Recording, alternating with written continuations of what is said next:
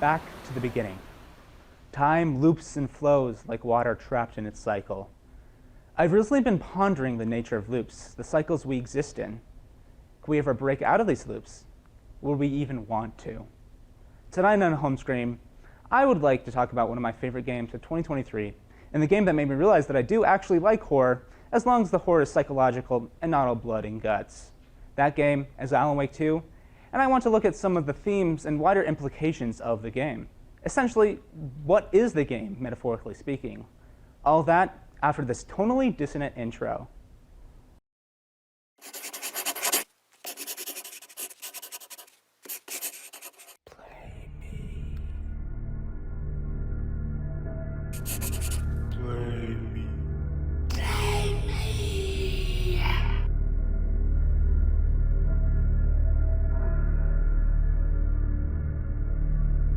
Let's go!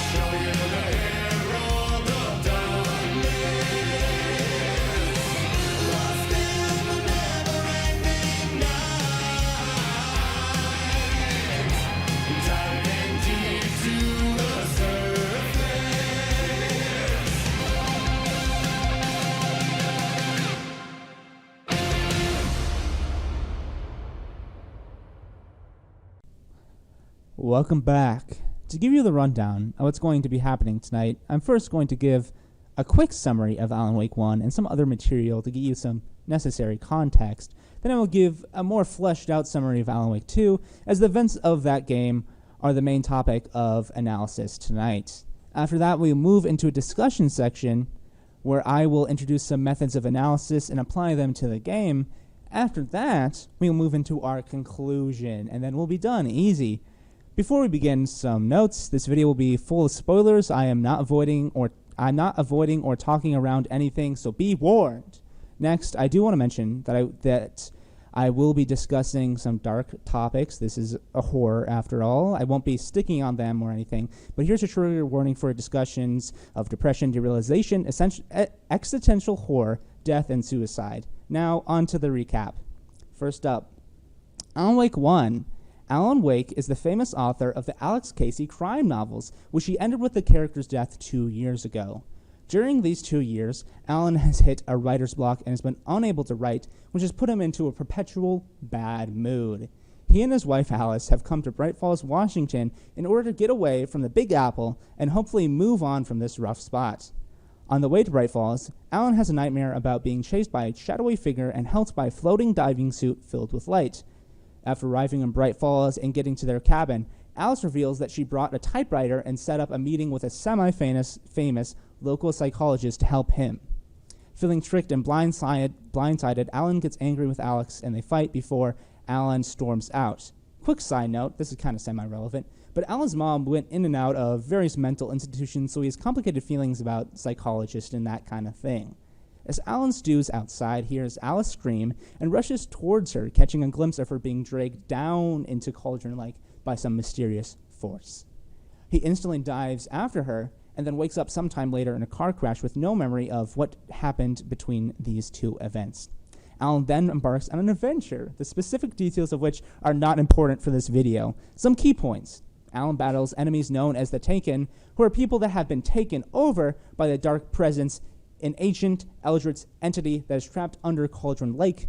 Cauldron Lake itself is not just a lake, but an entry point to another plane that is more ephemeral, made up of dreams and nightmares. This place is the Dark Place. Important note, the Dark Presence comes from the Dark Place, but they are not the same thing. The Dark in the Dark Place refers specifically to the unknowable nature and endless possibility in darkness, while the Dark in the Dark Presence refers to its nefarious nature. There is also a bright presence that exists in the Dark Place, the diver I mentioned earlier. More on him later, though. He's really complicated. Through his adventure, Alan finds pages from a manuscript called Departure that is supposedly written by him, although he has no memory of writing it. The funny thing is that what is written on the pages is coming true, fiction coming to life and affecting reality. These manuscripts and their title are important for later, so keep that in mind. Through his adventure, Alan learns that the Dark Presence is trying to use his writing to escape the dark place and is holding Alice under Cauldron Lake. The finale of Alan Wake 1 is Alan going to a place named the Well-Lit Room and retrieving an item from his childhood called the Clicker, which is a light switch with awesome supernatural power. Alan then dives into Cauldron Lake and enters the dark place, destroying the current embodiment of the Dark Presence and finishing departure so Alice is freed, but he in turn is trapped within the dark place. I know that's a lot, so take a quick breath as I mention a few more details you need to know before we recap Alan Wake 2. 1. The Old Gods of Asgard are a band that is paranormally inclined and has battled the Dark Presence before. Their music also affects reality. 2. Thomas Zane is a poet that erased himself from existence, so the Dark Presence couldn't use him to free itself. He's supposedly the diver/bright presence that has guided you through your adventure. When Alan first enters the dark place before destroying the current embodiment of the Dark Presence, Zane introduces him to a dark doppelganger of himself called Mr. Scratch, who will meet his friends when he is gone. 4. In Control, we meet the Federal Bureau of Control. They are the agency that investigates paranormal events in the Remedyverse. 5. There's this janitor named Adi that is a god, I think. He's the janitor of the oldest house, which is the headquarters of the Federal Bureau of Control. He's relevant for Alan Wake 2. Okay, that's all the information you need to know for Alan Wake 2, so let's get into it. Alan Wake 2 starts as you playing a guy who wakes up on a beach, the beach of Cauldron Lake. This guy is actually a guy from the first game, FBI Agent Nightingale, but he's not super important, so I didn't mention him. As he is stumbling through the woods around Cauldron Lake, he's attacked and tied down by figures in deer masks, proclaiming themselves to be the cult of the tree. They cut out his heart and are apparently trying to complete a ritual, but are interrupted by some tourists walking in. And then the game begins proper, and we meet one of our two playable characters, FBI agent Saga Anderson, and her partner Alex Casey, who I'm sure does not have any weird relation to the Alex Casey of the Alan Wake book fame. Anyways, they are in Bright Falls, the lovely little town from 1, to investigate a string of occult murders. Saga has a kid named Logan. She'll be important later. As they investigate, they take Nightingale's body to the morgue to do a proper examination. During the course of the exam, the sheriff of Bright Falls gets zapped away by a character called Mr. Door to the dark place, and Nightingale gets up and starts killing. That's right, Nightingale is a taken. After scaring him back to Cauldron Lake, Saga and Alex regroup and discuss what has happened, as well as the strange manuscript pages they have been finding, supposedly from a book called Return, with the author name scratched out. Also, I should note, Saga can do this thing called profiling, where she thinks she uses her intuition to figure out certain things about persons of interest. Little spoiler here, this is actually a supernatural skill she inherited, but more on her complicated family history later. Back at Cauldron Lake, Saga uses her skills to complete a ritual to enter an overlap, which is an area in the dark place where the dark place and the real world are overlapping. They work in loops and are tied to local stories and art, but are a little less ephemeral than the dark place proper. There she kills the taken Nightingale and has a conversation with a man in a suit. But the connection is bad, and she can only make out every few words. After that, she finds herself back on the shores of Cauldron Lake, and she isn't the only one. Also on the shore, confused and out of it, is Alan Wake, escaped from the dark place after 13 years. Now, Alex and Saga take Alan back to their base and question him about his disappearance and the strange goings-ons in the town. This is where we switch to Alan's campaign entitled Initiation. We see Alan wake up at a late-night show titled In Between with Mr. Door, where we learn a few things. 1, because of Alan's influence on the dark place, has taken the shape of a dark New York City, steeped in night, rain, and neon. 2, Alan's campaign consists of him projecting himself from the writer's room he's trapped in into the New York through drafts of his second book in his trilogy, Initiation. Third, what Alan is trying to do is find fictional murder sites influenced by his writing to connect with the real world and enter the dark place version of Parliament Tower, which is where he lived with Alice in New York. Alan is worried that Scratch is going after Alice and will hurt her, so he's pretty desperate. The first draft of Initiation is about an FBI agent who is murdered by the Cult of the Word, who turns out to be Nightingale. When you find the murder site as Alan, you see the other side of that previously mentioned conversation with Saga, with Alan being able to only make out a few words as well. He then enters Parliament Tower and learns that Alice is putting on a photography exhibit called The Dark Place, based on strange, dark apparitions of Alan she has been seeing in the apartment. Alan deduces this is Mr. Scratch going after her. We then go back to the real world, where Alan has debriefed the FBI about this and other key intel, like the clicker. At this point, you can play either campaign in any order you want, but I'm going to do all Saga's first and then Alan's for simplicity's sake. With the knowledge that Scratch rewrote Return into a horror story that is slowly affecting Bright Falls, and that Alan needs the clicker to fix it, Saga heads out to where one of the manuscript pages said she could find it. Through this adventure, Saga learns a few things. One, she's essentially the hero of this horror story written in by Alan to help him and save them all. And that she is actually related to Tor and Odin Anderson, being Tor's daughter. These are the old gods of Asgard, and that's why she isn't affected by the horror story and can see people's intention. And finally, in the horror story, her daughter Logan has drowned, and if she doesn't stop it in time, this will become reality. Saga gets the clicker, but is stopped by and attacked by the Cult of the Tree, the Dark Presence, and the arrival of the Federal Bureau of Control, who take Alan into custody for paranatural crimes. She then saves Tor and Odin from a powerful Taken and learns some more about her family history, saves Agent Estevez from a Taken attack at the police station where the FBC was set up, and almost gives the clicker to Alan before Alan reveals himself to actually be Mr. Scratch, who's the Dark Presence wearing Alan's face. They have a brief fight before Scratch retreats, and Estevez, Casey, and Saga come up with a plan to get Wake because they need him to change the story. During this time, we actually learned that the Cult of the Tree are actually good guys and just use superstition to get people to stay out of the woods because there were Taken wandering around and it was dangerous. They also killed Taken. They have the clicker and realize that even though they can't change the story without Alan, they can use the clicker to make another piece of art powerful enough to come true. They set up a concert on the edge of Cauldron Lake with the old gods of Asgard, and they complete the song Dark Ocean Summoning to bring Alan from the dark place. But Alan doesn't appear. We now go back to Alan's campaign in the dark place. I'm going to be honest, Alan goes through a lot, man, and I'm going to have to skip a lot of it. Alan goes through a musical retelling of his life. He meets up with Thomas Zane, who now looks like him and is a filmmaker and has always been a filmmaker, apparently. He keeps running into his fictional version of Alex Casey and killing him. He keeps finding himself on Mr. Door's talk show, and he talks with Audie, my beloved. Throughout his campaign, Alan keeps finding murder sites whose victims actually match up with the bosses Saga is facing in the real world. He keeps going back to Parliament Tower and his writing room. During one go-around, he realizes that Scratch has written Return and tries to edit and rewrite it to make it not a horror story, but is stopped by Scratch showing up and shooting him in the head. All the while, Alan learns more about Alice's exhibits and her torment at the hands of Scratch. During his last time on Door's show, Alan gets told to retrieve some photos Alice took and put them in a shoebox at the foot of her statue.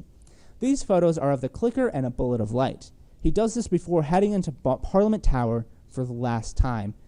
Just to warn y'all, the next part is dark and grave, so viewer discretion is advised. He enters his apartment, and it is empty. He watches Alice's last message, the last part of her exhibition. Alice tried to find some peace in photographing the darkness, but eventually the torment of Scratch was too much. The View informs us that these are the last photos ever taken by Alice Wake, as we see a slideshow of images showing Alice walking off a cliff over a lake. Alan worried so much about saving Alice, but he was too late, and he was always too late. Deeply angered, Alan storms into his writer room with his gun where he knows Scratch is writing and shoots him in the head. But then Alan realizes something. He had seen this before from the other side. He had shot himself trying to fix Return. And then Alan realizes something worse. Scratch is not some copy of him running around causing havoc. Alan is Scratch. Scratch is Alan at his worst, angry, giving into a deep depression. Scratch is just Alan with a dark presence. All this time, Alan had been haunting Alice. Alan believes that he killed her. In this moment of despair, Alan gives up and lets the dark presence overtake him. Back to the real world and Saga. She realizes much the same, that Scratch is Alan, just with the dark presence inhabiting him. The summoning worked, in fact, but because of Dark Place existing outside of time, it didn't bring Alan back now. Instead, it brought him back when Saga first found him on the beach. Saga communicates this to Estevez and Casey as Scratch shows up to claim the clicker. Their new plan is to trap and exorcise Scratch, freeing Wake. They do this, but with some issues.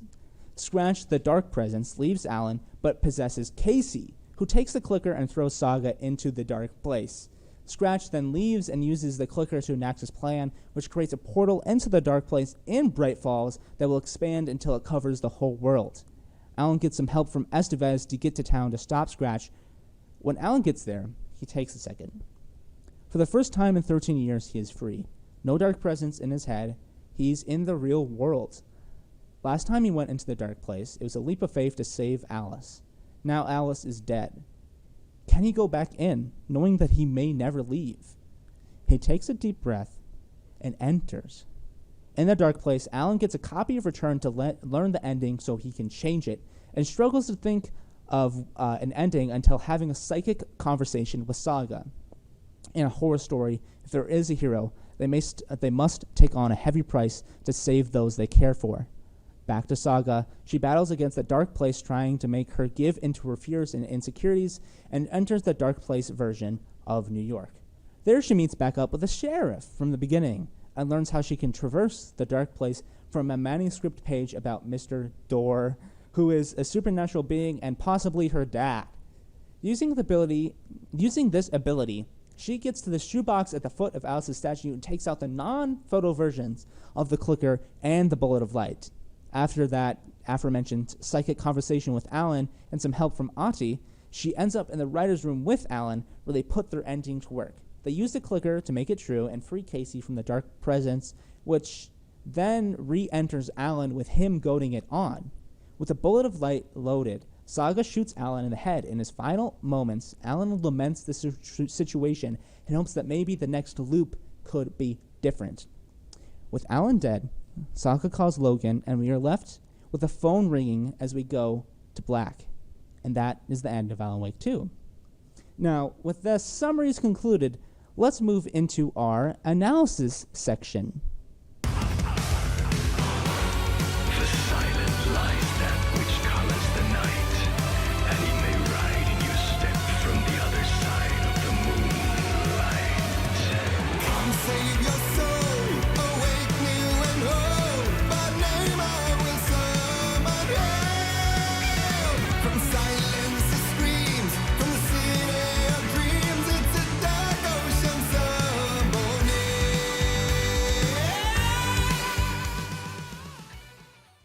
Now that all that recap is done, let's do some analysis. As some of our viewers might have noticed, the Alan Wake games are a telling of the hero's journey, the monomyth as proposed by Joseph Campbell in his book, The Hero with a Thousand Faces. We will be mainly talking about the games and how they follow along with the monomyth, but I'll sprinkle in some bits and bobs of analysis. First, I actually wanted to cover what some things represent, metaphorically speaking.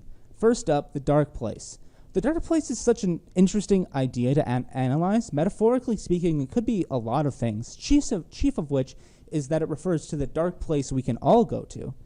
That mood where you just feel bad and angry. One of the fictional Alex Casey's actually remarks that he thought he was in a dark place, but he actually was the dark place. That the darkness we carry affects things around us, disallowing us from escaping that negativity.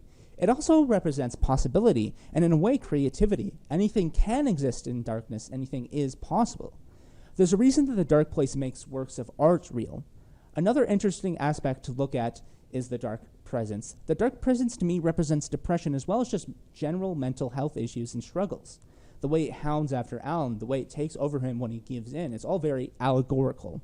It also represents Alan's writing block, which is very much tied to his anger issues and depressions. Now let's move on to the main meat and potatoes of this analysis, the hero's journey. The hero's journey is broken down into 17 stages, which are collected into 3 categories or stages of that journey. These 3 stages are departure, initiation, and return. Our eagle-eared watchers may have picked up that all 3 books written by Alan over the course of the games tackle one of the 3 sections. Alan Wake 1 tackles departure, with Alan getting the call to adventure, rescuing Alex, getting supernatural aid from a mentor, Thomas Zane as the diver, crossing the threshold in the belly of the whale by jumping into and moving within the dark place. Now, Alan's campaign in 2 tackles initiation, with experiencing the road of trials that is being in the dark place, the meeting with the goddess, with receiving items such as his angel lamp and getting aid from Ati, Dor, and for a time Zane. Atonement with Abyss in confronting the powers of the dark place and using them for his own needs, changing the very landscape. Going through a dark apotheosis when he learns that he is Scratch, and failing getting the ultimate boon when he can't save Alice. Now, the rest of the game, Saga's campaign and the ending, are all part of Return. The refusal of the turn in this instance is not a willing refusal, but due to the circumstances of being possessed by a shadow, as well as other factors holding Alan. The magic flight being the battle for possession of the clicker against dark forces, and the rescue from without being Saga and the Old Gods concert and efforts to return Alan. This is, however, where Alan's return stops for now, incomplete, but ready to have another go. Using the hero's journey as a framework for the story in a really direct way was such an interesting choice from Remedy. Alan Wake the game is essentially about telling stories, so using the monomyth idea as a baseline causes us to reflect on what more is being said, what meaning is beneath the waves of what we are being directly told. Now that is the end of this analysis section. Stay tuned for our conclusion.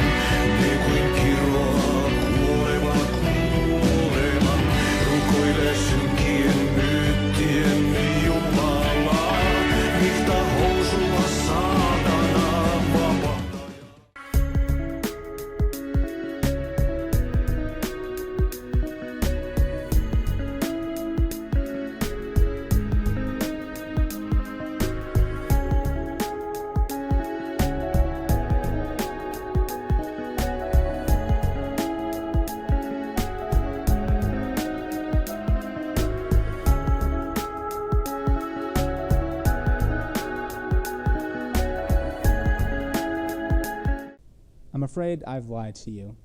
The ending I mentioned before, that's not actually the end, simply another step on the spiral. After the credits roll, a message plays for you from Alice. Turns out she isn't dead, having had to deceive you in order to get closer to her true goal, saving Alan. She willingly returned to the dark place and is there now guiding Alan to salvation. Alan and Alice passing the roles of Orpheus and Eurydice back and forth. After this message plays, Alan bolts up in the chair, proclaiming that it's not a loop, it's a spiral. He's not, in fact, trapped, doomed to endlessly repeat his actions, his same mistakes. Instead, he is traveling along the spiral towards something, hopefully salvation.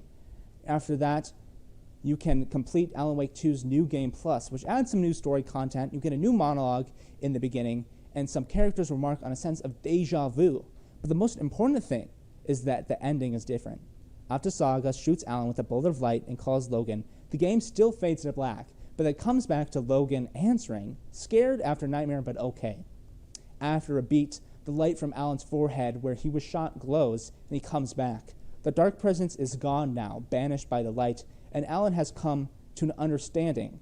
After telepathically thanking Alice, Alan says it's time to return, and that with him he bears the torch of knowledge, and he's not just the master of 2 worlds, but many. This is the completion of Return and the hero's journey we have been waiting for. He crosses the Return threshold and carries with him all the knowledge he has gained. He's the master of two worlds, at balance with himself, and able to use his knowledge gained to effect change, and he now has the freedom to live as he is returned. Thank you for joining me tonight. I hope you've enjoyed this episode. I've spent a while working on it. This is usually the part where I say goodnight and good games, but I'm afraid I can't, for you see, time loops and flows, like water trapped in its cycle. I've recently been pondering the nature of loops, the cycles we exist in. Could we ever break out of these loops? Would we even want to? Back to the beginning.